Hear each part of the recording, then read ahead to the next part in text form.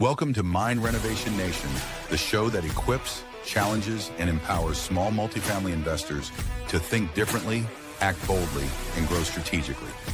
Brought to you by Red Maples, a real estate performance advisory service for small multifamily investors. This show is hosted by Nathan Bush, a seasoned property manager, leadership coach, and creator of the Caesar Method. Each episode dives deep into lessons from real-world experience, conversations with trusted mentors, and the proven strategies Nathan has used to build and manage successful real estate ventures. Today's episode is all about what's on Nathan's mind: raw, relevant, and real. If you're tuning in live, don't forget to drop your questions in the comments. Nathan will tackle as many as time allows. Subscribe now on YouTube for more actionable insights, and visit nathanbushmba.com for free resources to help grow your real estate business. It's time to renovate your thinking and elevate your results.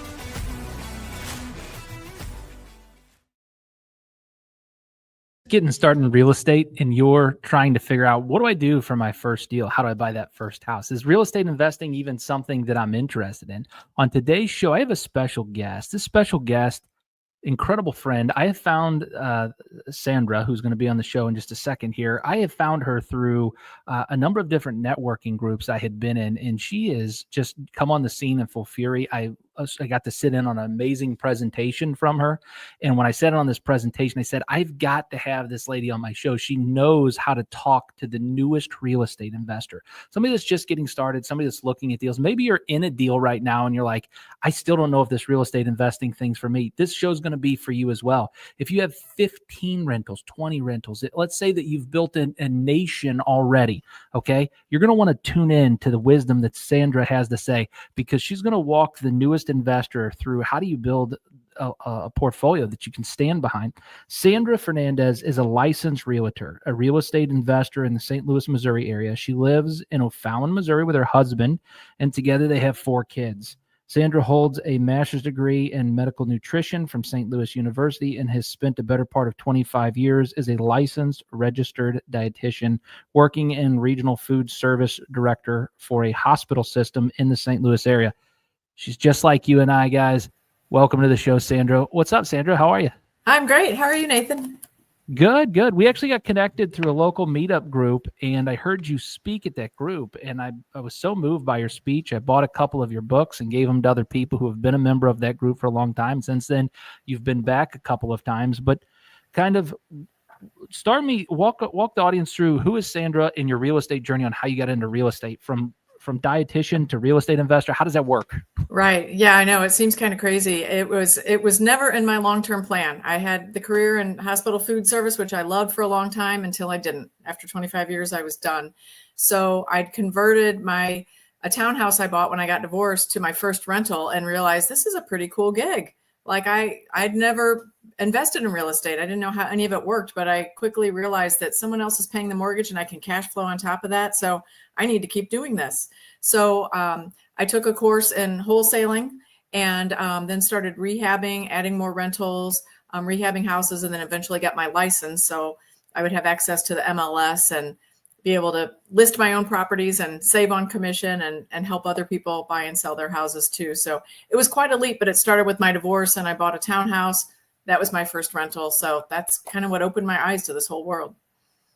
So somebody's considering real estate. They've never invested in real estate before. They're brand new.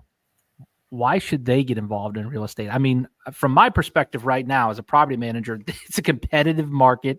There's a lot of people trying to make money off of new investors and not actually help them out. So, Right.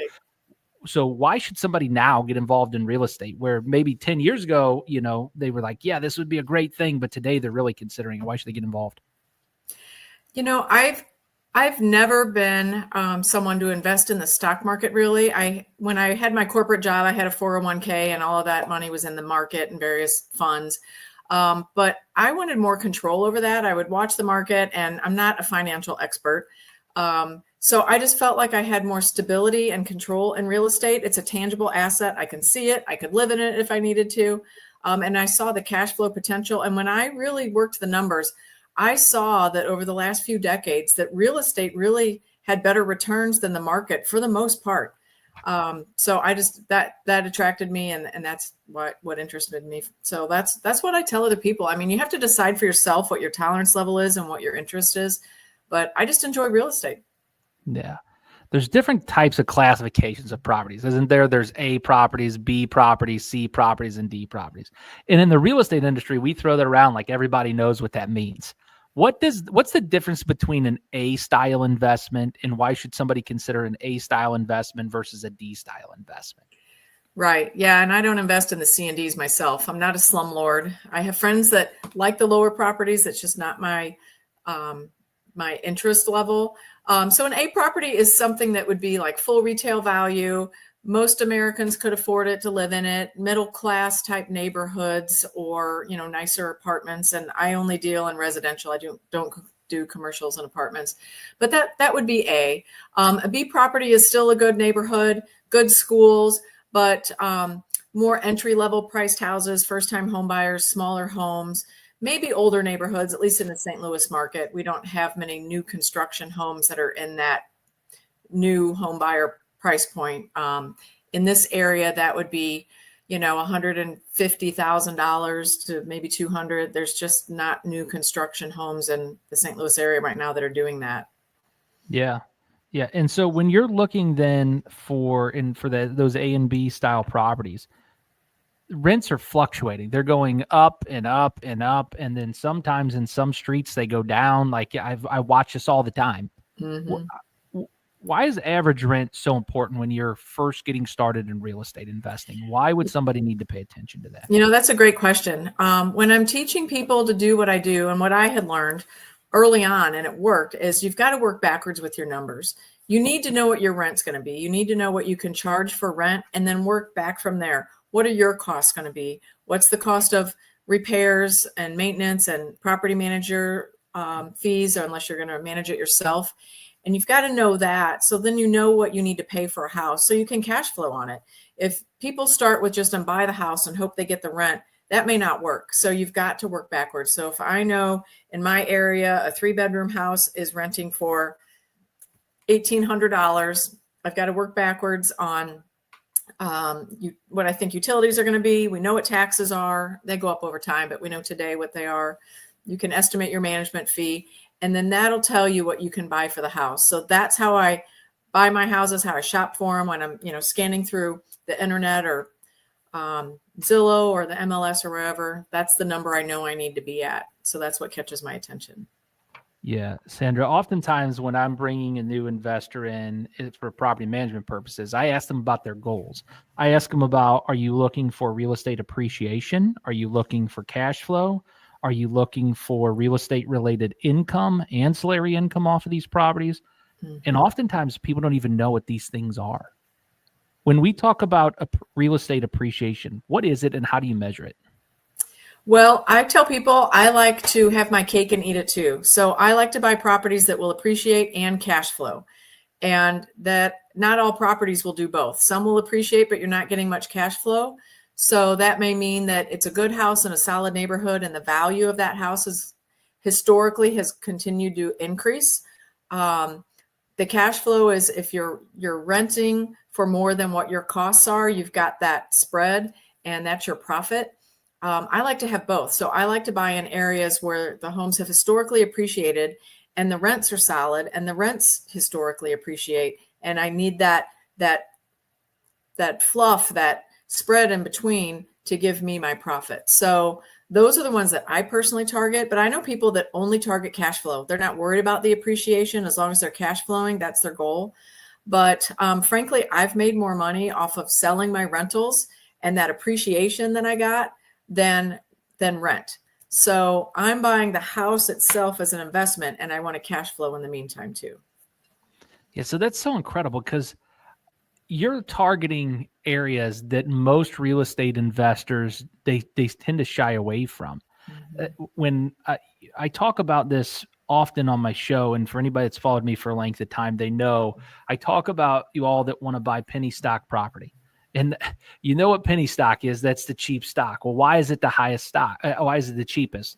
I often say the higher the risk, the higher the likelihood of failure, not reward. Everybody gets that wrong.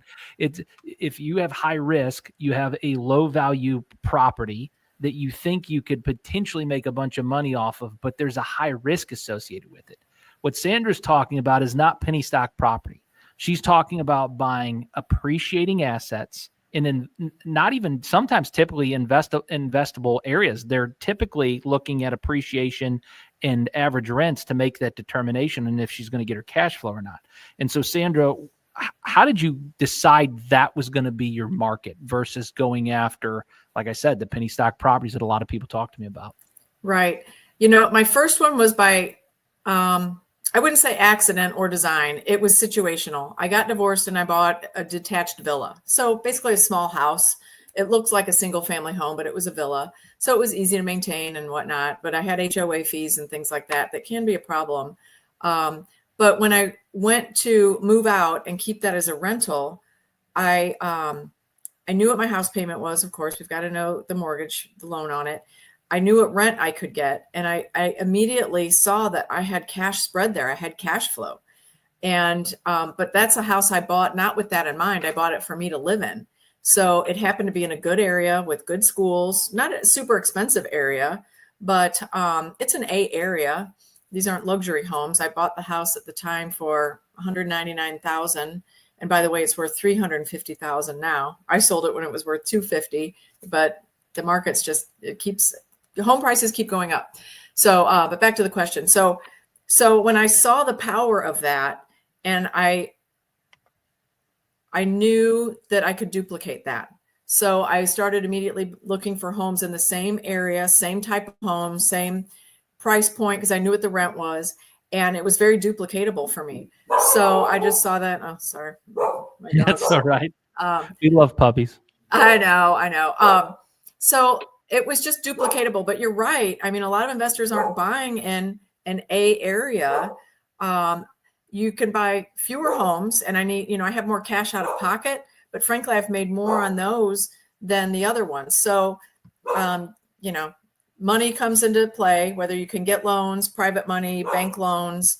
But really, for me, when I've sold those, or even if it's an A minus, B plus area, I've made really good money on those. So it worked for me, and I kept duplicating it. Yeah.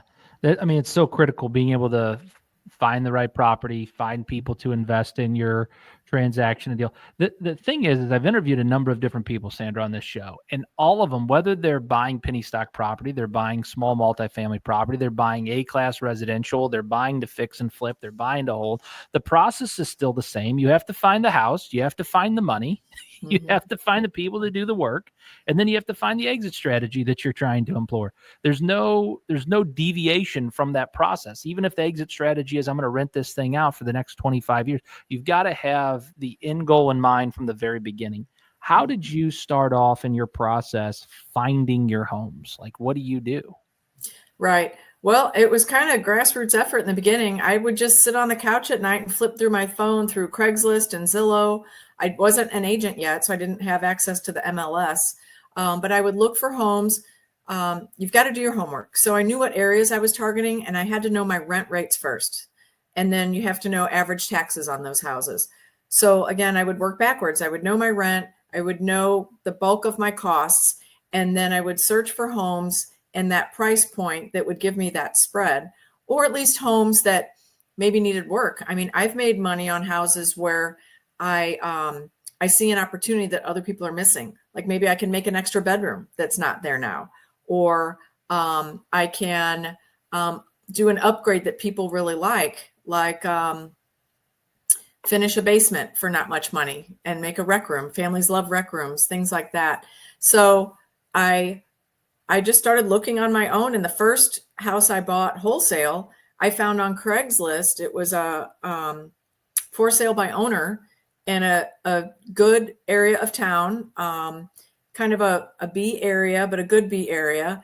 And it was a burned out landlord, and it had been their house. They moved, kept it as a rental, kind of like how I started. But the tenants tore it up and they were just done with it. And it was a cute house. And I thought the price is not that bad.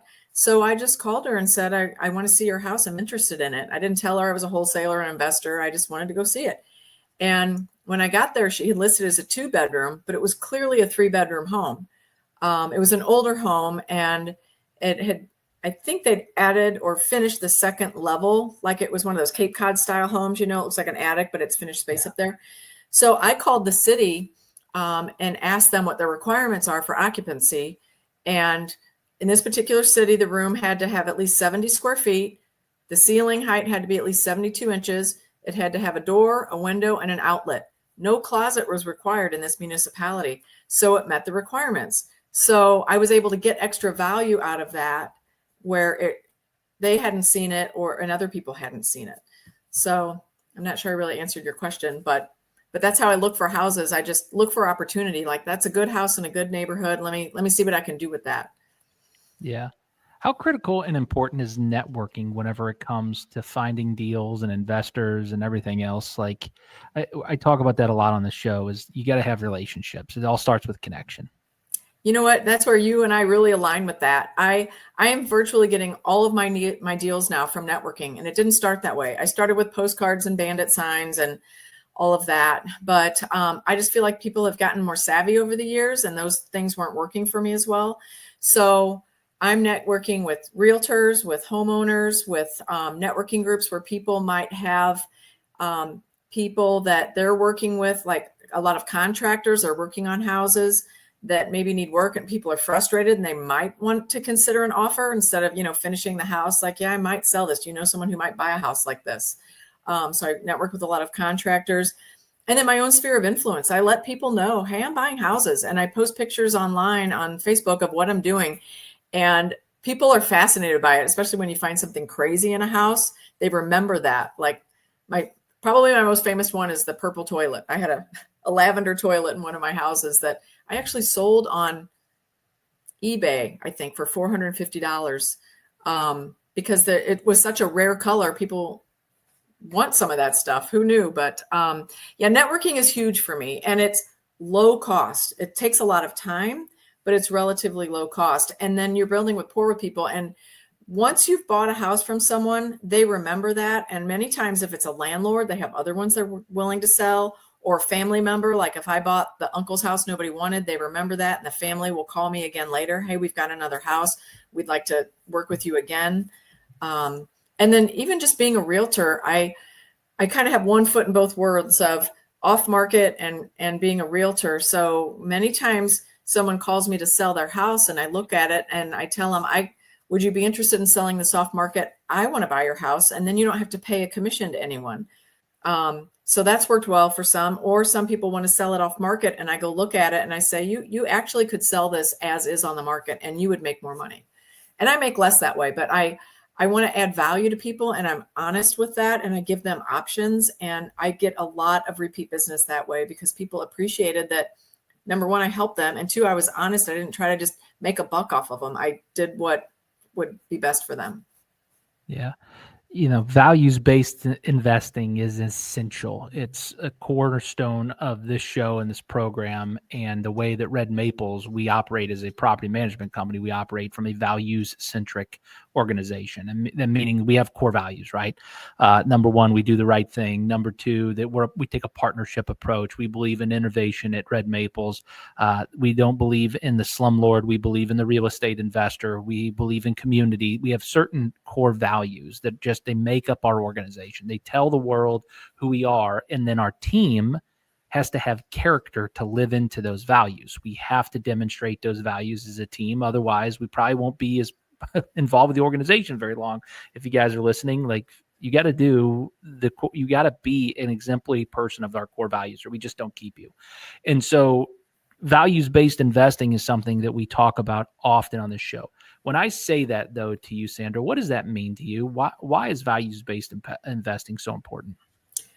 Well, I like to add value to the person I'm buying the home from. Many times, money is not the number one motivating factor, which was a surprise to me when I started in real estate. I thought everybody would want to get the most for their house. And for the most part, they do.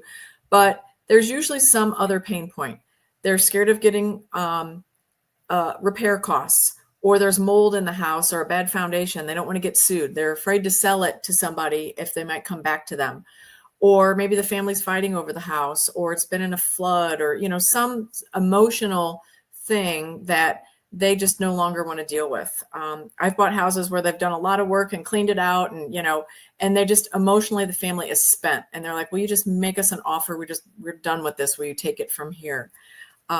So I want to add value to them and meet their needs and solve their problem for them. And I've probably done 100 deals, and I've had pretty much everybody give me a hug and tell me how much they appreciated it, all except for one guy.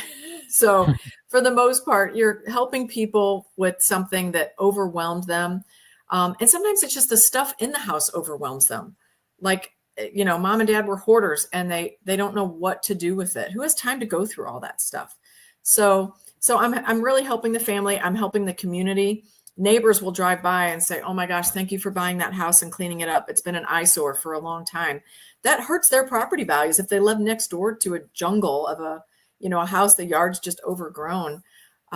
So I'm adding value to the family. I'm adding value to the neighborhood. I feel like that's my way of giving back. And yes, I make money doing what I'm doing, but I'm doing it for the right reasons and helping other people, not just myself. Yeah, absolutely.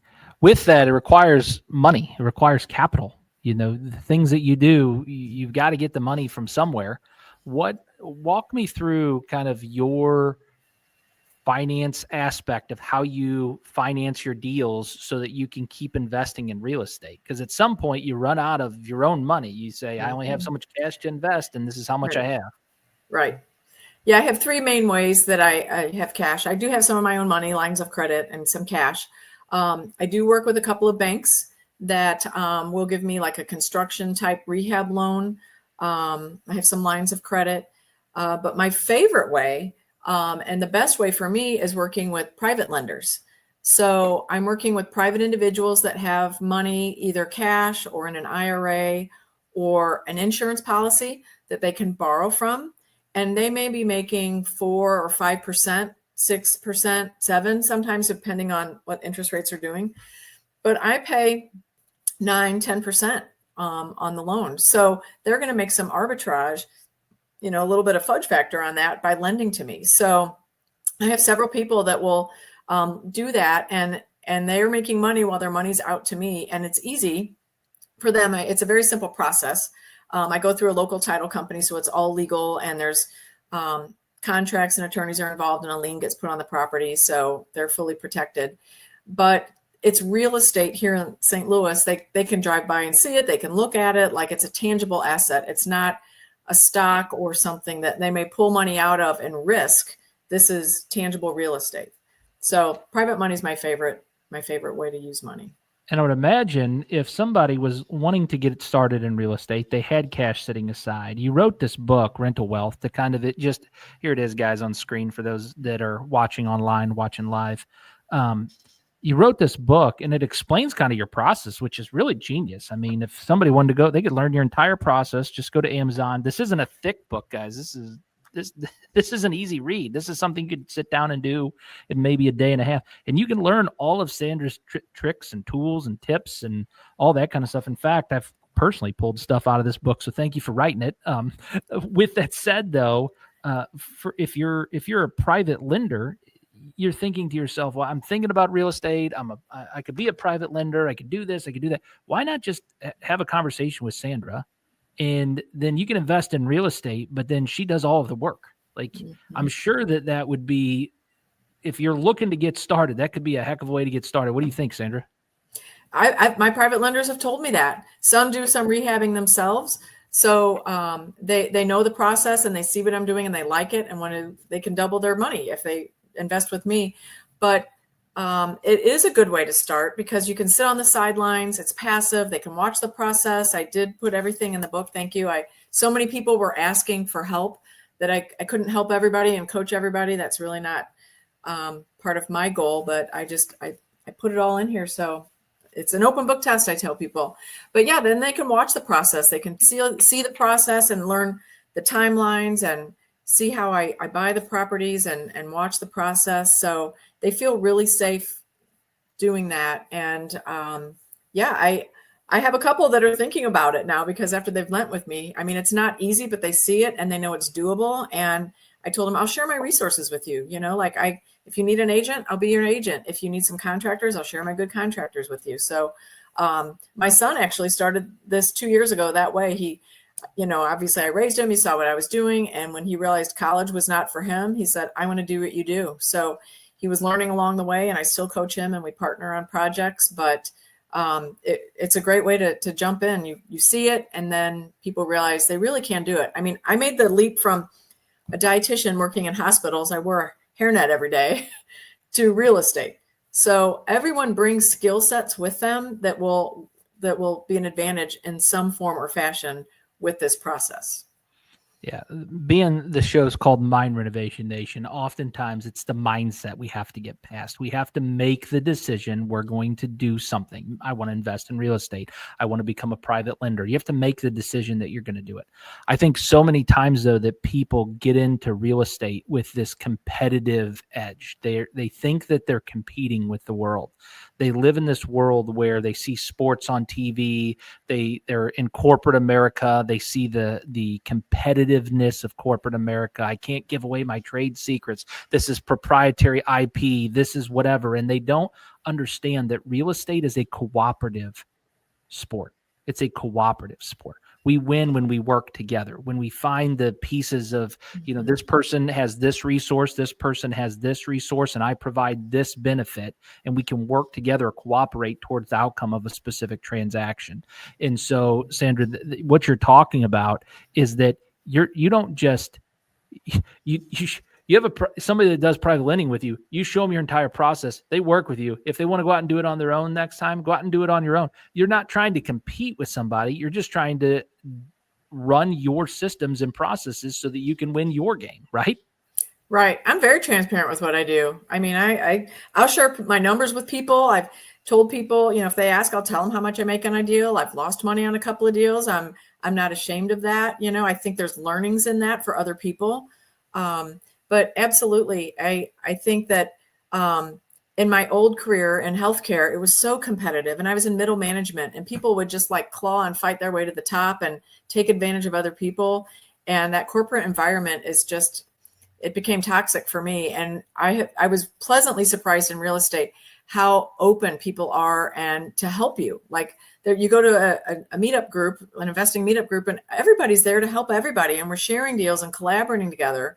And that was really refreshing for me and surprising from the world I came from. Yeah. I've found the network with you and the time with you to be very valuable. And I appreciate you spending time on the show, talking with so many people about real estate investing, especially new people and new beginners. Kind of what are some final thoughts that you want to leave people with when they're thinking about real estate investing? You know, anybody can do this. And that's part of the reason I wrote the book. I just can't help everybody that wants the help. But if a dietitian wearing hairnets every day can work in a kitchen basement for 25 years and get into real estate, anybody can do this. I was a divorced single mom and started this on the side, and then it became my full-time gig. So anybody can do this. Do your homework. I think it's important. Like one of my big takeaways was I didn't have lines of credit set up before I quit my job. So once you no longer have a W-2 income, the banks look at you much differently. So that's a piece of advice I always give people is set up lines of credit before you quit. And then when you don't have income, you can use the line of credit or have some funds set up. But yeah, anyone can do this. Anyone can do this. Let's say somebody wanted to get in contact with you and learn more information. What's the best way for them to get in contact with you or get a hold of you? My email is sholtm@gmail.com or sandrasellsstl@gmail.com. And I'm on Facebook, on LinkedIn, Instagram. And then my website is firstfreedomproperties.com. Firstfreedomproperties.com. Thank you very much, Sandra, for being a part of the show today. Thank you for having me, Nathan. It was great being here.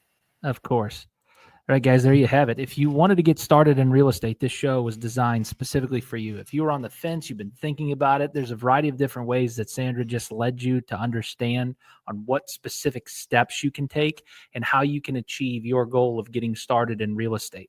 So whether you want to buy, fix, and flip a house, whether you're talking about A, B, C, D, EFG style properties, whether we're talking about becoming a private lender, there's a lot of different avenues and options for you to be able to get started in real estate. As long as you know your numbers and you have a game plan that you're trying to do, the path for success in real estate, guys, is all the exact same. You have to find the property, you have to fund the property, you have to fix the property, and then you have to exit the property. There's only so many different things that you can do, and that process never changes no matter who you are. So I appreciate you guys joining us this time. Remember, guys, this is going to bring us to the end of another episode. What I want to leave you with and help you understand is you got to be a values-based investor. If you're watching this show, you're following me on the community, please, values-based investing is an extension of the philosophy of doing the right thing. It's an extension of the philosophy of being the real estate investor, not the slumlord. It's an extension of the philosophy of building partnerships with people, being innovative, and be open and collaborative. If you can't do these things, guys, then I can tell you this, in St. Louis, I don't want you part of the community. I don't want you to be part of my network. I want you to be the type of person that I want to do business with. And so if that's you, guys, head over to www.nathanbushmba.com and get my free five to Thrive, right? I have a little ebook on there. Get the 5 to Thrive ebook, and I'll be happy to share with you some of the insights, steps that I've taken in order to build my network, to influence other people, and to be a master at this trade of real estate investing. I'm far from perfect. That's why I interview these experts like Sandra today. Catch you on the next show, guys. You don't want to miss the next one. I've got incredible topics lined up for you that are coming out all throughout the summer. You're not going to want to miss one episode. Remember, we meet every Friday at noon, and we go live for 1 hour, typically every Friday at noon, half hour to 1 hour, to cover important topics that real estate investors, property managers, leasing agents, all you guys need to know in order to help you achieve a life of values-based investing. Till next time, guys. See ya.